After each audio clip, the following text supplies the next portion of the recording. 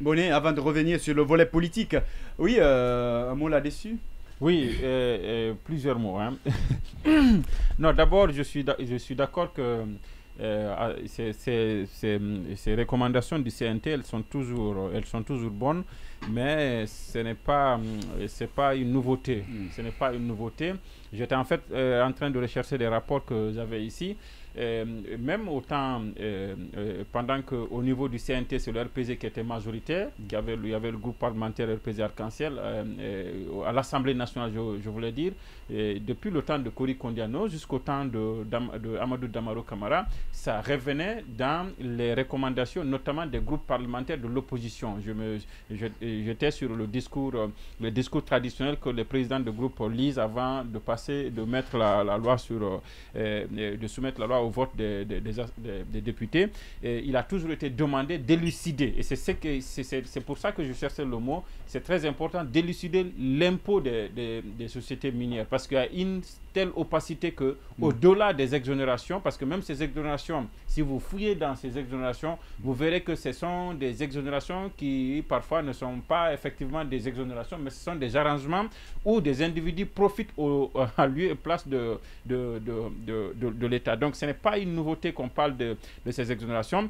Ensuite, je suis d'accord que ce n'est pas une question de code minier. Notre code minier est réputé être l'un des meilleurs parce qu'il a été élaboré en 2011 dans des conditions où, comme il l'a dit, on était dans un contexte où on voulait séduire le monde minier. L'illustration, c'est que d'ailleurs, chaque année, le ministère des Mines organisait ici le symposium Mine Guinée. C'était un symposium pour un grand rendez-vous. C'était notre FESPACO. C'était notre... Oui, mais est-ce que ce n'est pas un décalage? Est-ce que ce n'est pas un décalage avec la réalité? Parce qu'il faut tenir compte... Il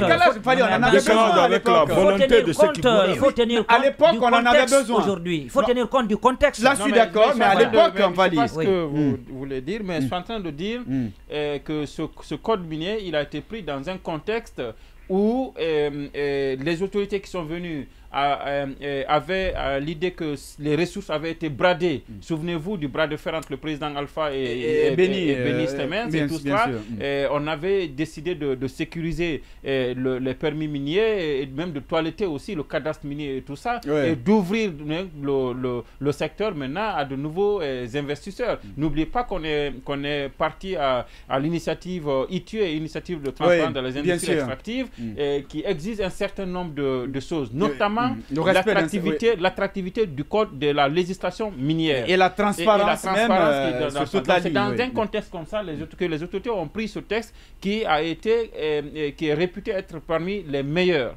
Alors maintenant, Baïla a tout à fait raison de dire que ces exonérations, le problème n'est même pas à retrouver dans le code minier. C'est très souvent dans ces conventions qui sont prises parfois en violation du contenu même du code minier. Maintenant, après, au-delà de ça, il ne faut pas tomber à bras raccourcis aussi sur les sociétés minières et toujours les présenter comme des prédateurs. Justement, et tout ça, et non, ils profitent. Les gens prennent beaucoup de risques pour venir investir, et c'est pour cela qu'ils demandent un certain nombre de garanties. Ce sont ces garanties qui sont faites en termes d'exonération par l'État, pour dire par exemple que pour telle taxe que vous devez payer, nous vous autorisons de ne pas payer cette taxe jusqu'à 15 ans. À partir de 15 ans, vous commencez à payer. C'est ça les exonérations, ce n'est pas autre chose. Mais on estime qu'il y en a de trop, et ça c'est une réalité. Mais c'est au prix de cela aussi qu'on a... Comme le dit Ousmane Sissoko, c'est le secteur le plus corrompu. C'est au prix de cela qu'on a réussi quand même à drainer les gens. N'oubliez pas qu'il y a 2 ans, on est vite passé parmi... On est aujourd'hui dans le top 3 des grands exportateurs de bauxite. Maintenant, il a fait une analyse pertinente là-dessus. Le problème, c'est que oui, on a fait des exonérations, on a fait de la séduction, les gens sont venus, l'activité minière a connu un boom, mais les retombées n'ont pas suivi.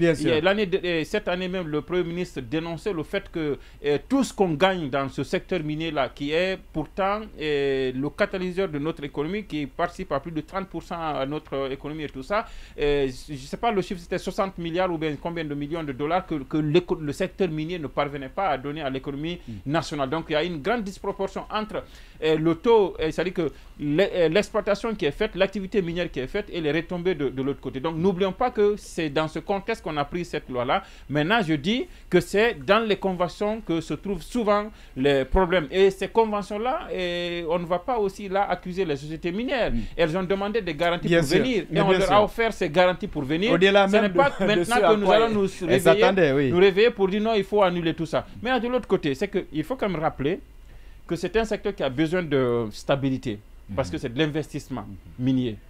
Et les gens ont besoin de savoir qu'il y a une sécurité à l'investissement. Quand ils viennent investir et qu'ils ont une exonération aujourd'hui, qu'un gouvernement ne vient pas après-demain pour annuler cette exonération, sinon ça dissuade un peu les gens, et alors qu'on a besoin de mettre en valeur aujourd'hui nos immenses potentialités. Et de l'autre côté, n'oubliez pas que le président de la transition, quand le CNT faisait ses recommandations, il devait se rappeler que dans cette même salle où ces recommandations ont fait, le président s'est assis et a dit aux sociétés minières, nous ne réviserons aucune convention minière. Ça a été dit au début de la transition. Ça avait été dit, bien sûr. Ça avait été dit au début de la transition. Bien sûr. Et c'est logique, parce que c'est une transition qui ne gère que quelques affaires politiques passées. Parce que toutes les lois et ça n'a pas été le cas avec le Simandou. Justement, j'allais évoquer. Voilà, parce qu'il faut pas. Il a dit ils vont respecter. Non, attention, il y a une nuance. Ils ont dit qu'ils vont respecter les conventions, mais pas modifier les conventions. Ils peuvent pas dire ça. Une convention, attention, une convention mal ficelée. Non, ce que je veux dire, c'est qu'une convention prévoit aussi des mécanismes d'amendement. Il y a ce qu'on appelle des révisions, des amendements. Donc, ce n'est pas la modification qui est un problème qui a été engagé, c'est la violation des conventions. D'accord.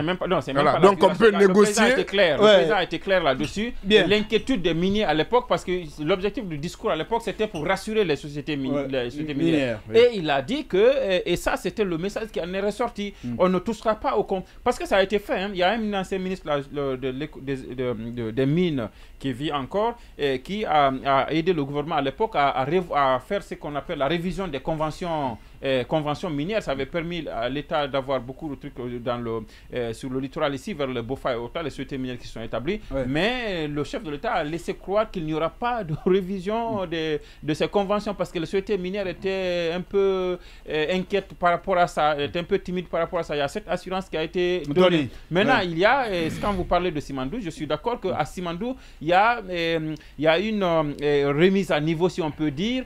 Sinon, parce qu'il n'y a même pas 4 jours, on a signé 8 accords, le gouvernement guinéen, les partenaires Rio Tinto, Winning Construction Simandou et Baou, mais ce sont des accords qui viennent pour matérialiser des choses qui avaient été prévues dans les conventions de base. Après, il y a les permis aussi qui ont été annulés. Non, il y a cela, mais il y a aussi des demandes de permis qui sont bloquées. Donc, mais l'objectif de ce que je suis en train de dire, je ne suis pas dit que l'État doit rester bloqué à partir des conventions de base, mais je dis que c'est un secteur qui a besoin de stabilité et qui n'a pas besoin de revoir les choses à tout moment, et que le président a tenu cette promesse-là aux sociétés minières en leur disant que leurs conventions sont garanties. Malheureusement, à Métalone, on reviendra justement sur ce sujet tout à l'heure, parce qu'il faut parler justement des élections. Il faut dire haut et fort qu'il n'y a pas une ligne dédiée à l'organisation des élections en 2024, alors que la transition, normalement, si on tient compte du compromis dynamique, devrait prendre fin l'année 2024.